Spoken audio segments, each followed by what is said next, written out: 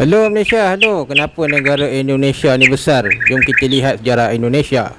Ini adalah moyang-moyang Indonesia pada masa dulu. Moyang-moyang Indonesia mempunyai rupa yang sama dengan orang India. Okey guys, inilah atuk-atuk orang Indonesia. Saya namanya Majapahit, anak lelaki Praban. Saya berhijrah ke Indonesia pada abad ke-16. Boleh dikatakan keseluruhan bangsa Indonesia adalah orang India. Okey guys, bagaimana bahasa Melayu dibawa ke Indonesia? Bahasa Melayu dibawa ke Indonesia pada zaman Kerajaan Melaka. Pada abad ke-16, Belanda bertapak di Melaka selepas berjaya mengalahkan Portugis di Melaka. Jadi orang Indonesia mula menggunakan bahasa Melayu di Indonesia. Saya adalah moyang kepada orang Indonesia di Jawa. Kami belajar bahasa Melayu dengan Belanda kerana bahasa kami tidak difahami oleh orang Belanda. Jadi Belanda menggunakan bahasa Melayu untuk memberikan orang Indonesia pelajaran. Okey guys, Belanda bukan saja perkenal buku Melayu ke Melaka. Pada zaman dulu, orang Indonesia ni, mereka ni 100% adalah berbudaya India. Selain menggunakan pakai budaya India selama ratusan tahun, orang Indonesia juga mempunyai keturunan yang pelik-pelik. Okey guys, pada tahun Perang Dunia Kedua, Belanda telah pulang selepas penjajahan Jerman ke atas Belanda. Indonesia pada masa itu telah menjadi sebahagian negara Jepun.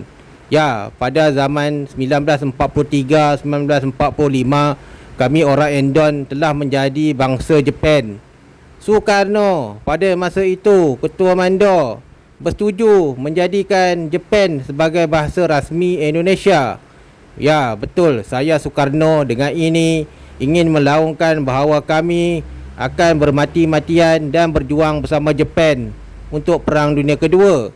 Semasa perluasan kuasa Jawa, mereka telah dibantu Jepun untuk menyerang Sumatera dan Kalimantan. Mereka juga telah membunuh ramai pemimpin-pemimpin tempatan semasa Jepun menjajah Indonesia. Bukan saja mendapat derita, perkulasan kuasa Jawa ini telah menyebabkan kerajaan-kerajaan kecil di Sumatera dan Kalimantan lenyap. Ini dilakukan oleh Sukarno dalam tempoh 3 tahun sahaja. Pada tahun 1943, Jawa telah mengajak orang Jawa menyerang Sumatera yang pada masa itu lubuk emas Belanda. Selama ratusan tahun Belanda tidak berani berperang dengan Kalimantan dan Sumatera. Tetapi semasa Perang Jepun, pada masa itu pengeksport ataupun pembenci Melayu telah mengajak Jepun menyerang. Dengan bantuan askar Jepun, Jawa ini, Kalimantan jatuh. Pada tahun 1944, pada masa itu Jepun hampir kalah. Selepas hampir kalah, Jepun telah meninggalkan Indonesia dalam keadaan kacau bilau. Jepun telah surrender pada tahun 1945. Ya, kami ingin surrender. Buku sama warna ini adalah bukti bahawa Sumatera dan Kalimantan dijanjikan merdeka oleh Jawa pada tahun 1946. Tetapi malangnya, tahun 1946, sebelum kebangkitan Belanda, orang Sukarno dan geng Sukarno sekali lagi telah melakukan revolusi sosial. Mereka telah melenyapkan keturunan Sumatera dan Kalimantan di seluruh Indonesia. Bukan itu saja, bangsa Indonesia ini memang jahat guys. Kita boleh lihatlah dalam gambar ni Sukarno telah melakukan serangan subuh tahun 1947. Dengan kejam, mereka telah melakukan sistem ala Jerman. Ini semuanya mereka belajar daripada Jepun. Ya, kami tidak sangka bahawa Indon begitu jahat. Dalam satu malam, moyang-moyang kami telah dihabisi oleh Indon Dash. Begitulah sejarah Indonesia. Walaupun Indonesia sebuah negara besar, tapi kalau anda lihat dari segi peperangan, mereka bukanlah sebuah negara yang kuat. Mereka pada tahun 1946-47, mereka melakukan serangan subuh dengan bantuan Jepun.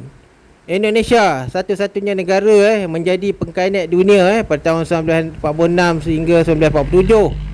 Jepun Jawa adalah satunya pasukan sekutu yang mereka sokong Jepun pada Perang Dunia Kedua. Betapa hina sekali bangsa Indonesia ini. Mereka melakukan serangan ke Sumatera, Kalimantan, Papua, Timor Leste untuk meluaskan pengaruh. Akhirnya, selepas pengunduran Jepun daripada negara Asia pada masa itu, Endon sekali lagi gagal untuk meluaskan kuasa. Japan pada masa tu dia pun terkejutlah dengan kejahatan bangsa Endon ni. Okey guys, ini adalah dasar Endon pada masa dulu tahun 1947 mereka menyerang Sumatera, Kalimantan. Asal peta Indonesia adalah Jawa Barat saja. Sukarno dan pemimpin pada masa itu telah ditahan oleh Belanda. Belanda juga telah mengklaim baliklah jajahan dia seperti di Bali, di Kalimantan. Malangnya Amerika menggagalkan usaha Belanda untuk kembali menjajah Indonesia pada tahun 1949. Okey guys, daripada kita baca dalam sejarah ni, kita boleh tahulah bahawa Jerman, Jepun, Jawa ni sekutu. Sebab itulah kita kena hati-hati dengan bangsa ni. Sekarang ni Indonesia satu-satunya negara yang bersekutu dengan China. Pada masa depan mungkin China akan memberikan Indonesia senjata untuk berperang di Asia Tenggara. Tapi kita Malaysia jangan takutlah. Semasa pendudukan Belanda pada tahun 1947 Sukarno ditangkap. Kekalahan daripada perang ini menyebabkan pada masa itu Sukarno telah ditangkap. Dia meminta rayuan supaya Indonesia diberikan surat kemerdekaan. Ini kerana pada masa itu Indonesia memang dah kalah, jadi Belanda pun buat satu perjanjian yang menguntungkan. Tetapi banyaklah wilayah yang rugilah yang dipaksa masuk dalam perjanjian ni, seperti Sumatera, Kalimantan. Tapi Indonesia ni kalau anda lihat, mereka ni kejilah. Okey guys, jika anda kembali pada tahun 1949 orang Indonesia adalah satu-satunya bangsa yang menjadi baruah Belanda dan Jepun. Walaupun Indonesia menjadi negara terbesar di dunia, mereka masih lagi berbudaya India. Ya, moyang kami adalah India, apa yang kami malukan. Jika anda pergi ke kota Jakarta, anda akan jumpa banyak seni bina India, kerana Indonesia asalnya orang India. Okey guys, inilah Republik Indonesia.